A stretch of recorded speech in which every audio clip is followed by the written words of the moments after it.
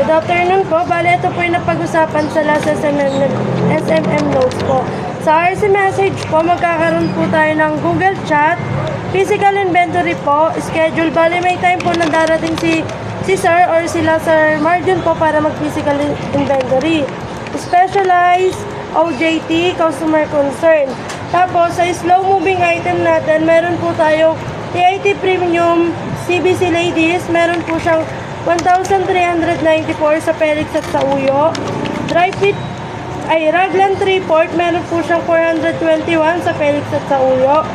Brush cap po, meron siyang 979 sa Felix at sa Uyo. As pillow po, meron siyang 91 pieces sa Felix. At microfiber po, meron siyang 444 sa Felix, sa Uyo at Montalban. Sa website naman po, meron pong new website. Browse by industry po. Yung design niya po, industry design po.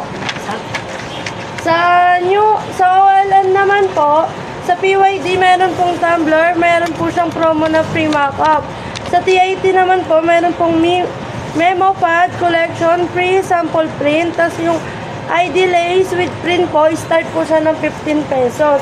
Sa may treasury naman po, cost of refund, out of stock po yung item.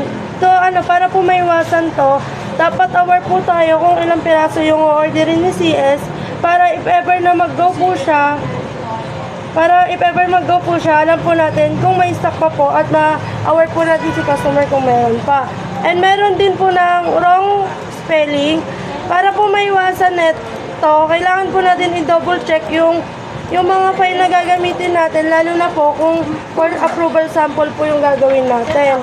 Sa HR naman po, meron pong may mga workshop po mangyayari ngayon. Meron po na printing solution po sa January 26. Meron po siyang open slot ng 10. Kiosk training, January 26. Open din po siya ng 10 slot. Basic graphics po sa January 27. Meron din siyang 10 open slots. And bali, ayun lang po.